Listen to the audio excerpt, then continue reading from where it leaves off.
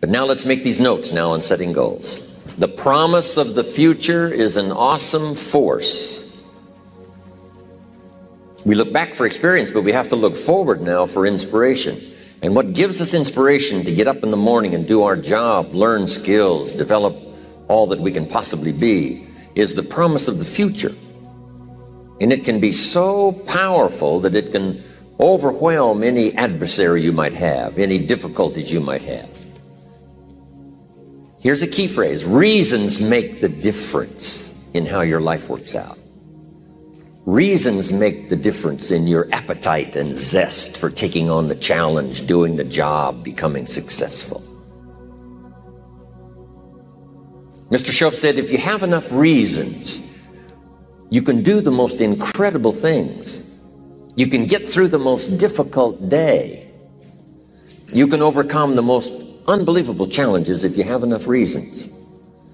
And so he said to me, if you haven't got a list of your goals, Mr. Rohn, it's probably because you don't have enough reasons. He said, I'm sure since I've met you, you have enough intelligence. And he said, you have enough good health.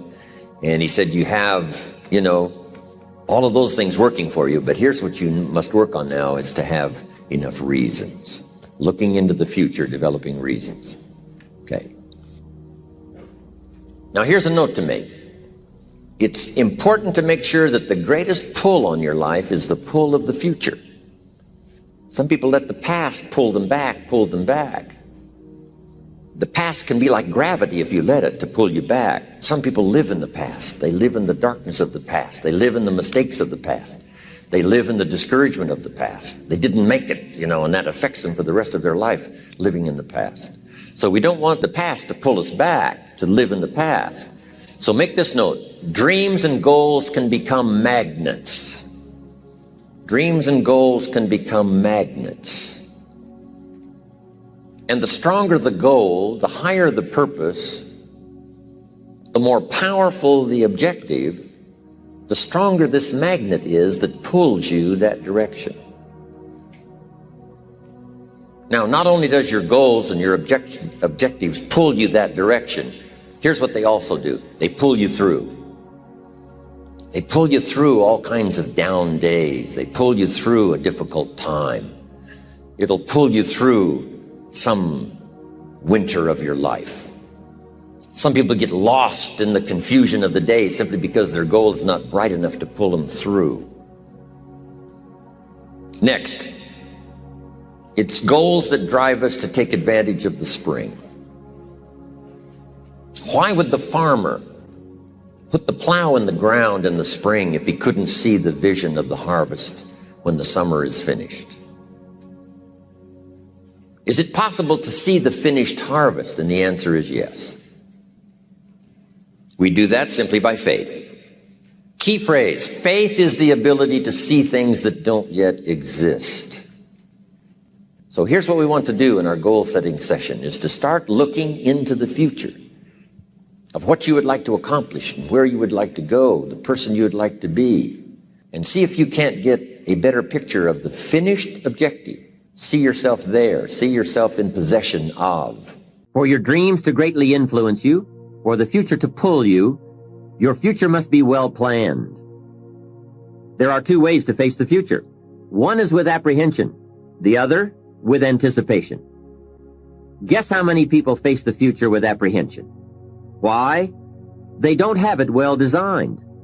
And without really thinking about it, they have probably bought someone else's view of how to live. You will face the future with anticipation when you have planned a future you can get excited about. When you have designed your future results in advance. In this way, the future will capture your imagination. It will exert an enormous influence on you. And to design your future, you must have goals. Well-defined goals are like a magnet. They pull you in their direction. And the better you have defined them, the better you have described them, the harder you work on them, the stronger they pull. And they pull you through all kinds of difficulties too. Without goals, it is easy to let life deteriorate to the point where you're just making a living. It is not difficult to get trapped by economic necessity, and settle for existence rather than substance. We all have a choice. We can either make a living or design a life. Now we're going to take some time to actually start designing the next 10 years of your life. We're going to start setting your goals. Goal setting is one of the most important skills to develop if you want to design your future. I'm going to give you enough homework not only to keep you busy for the rest of your life, but also to help you create the kind of life you may have always dreamed about living, but never believed possible. So let's get on with it. The sooner you exert the discipline, the sooner you will be enjoying the results. Once the results start to come, believe me, you won't mind the hard work and discipline it's going to take. Now, get a sheet of paper, and at the top of it, write the words, long-range goals. I'm going to ask you some questions, and I want you to jot down the answers. If you don't have paper and pen handy, follow along with me now anyway, just listening. Then later, listen again when you can write down your ideas. After I've asked the questions, which is the first part of this exercise, you can stop the tape and work on your answers. Entitle this part of it now, Workshop. And under the workshop, I'm going to ask a series of questions, and it's going to serve as a model so that you can teach this to your children, you can teach it in classes, you can teach it anywhere. Under the workshop, now here's the first question. What 5 things have you already accomplished that you're proud of? Let's take some credit before we go to work on the future. We've accomplished some things in the past. Let's give ourselves credit for that. What 5 things have you already accomplished that you're proud of? So I want you to make a note of that question, and then I want you to do the exercise. Make a list of 5 things that you can think of that you've already accomplished that you're proud of. Next question. What do you want in the next 10 years? I want you to make a list of at least 50 items.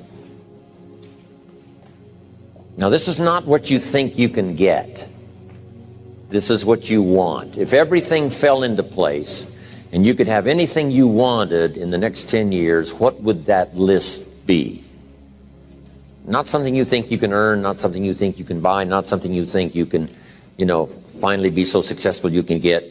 This is what would really do it for you the next 10 years. I want you to make this list.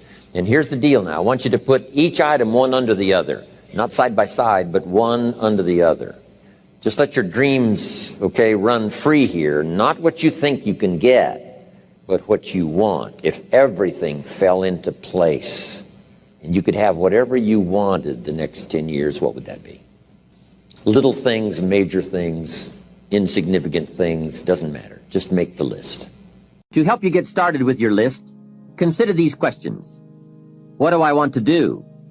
What do I want to see? What do I want to be? What do I want to have? Where do I want to go?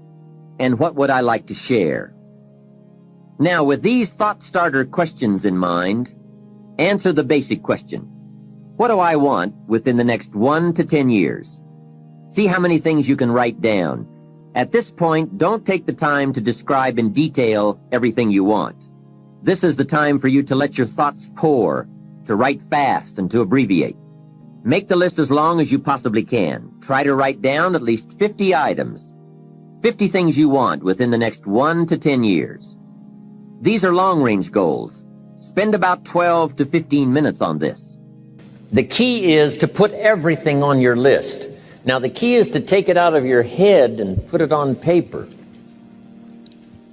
You can dream about what you want, but when you start committing it to paper, now it more formalizes.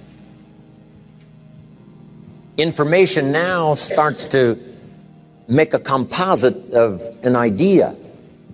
And ideas can turn into hotels. Ideas can turn into enterprises. Ideas can turn into a fabulous career.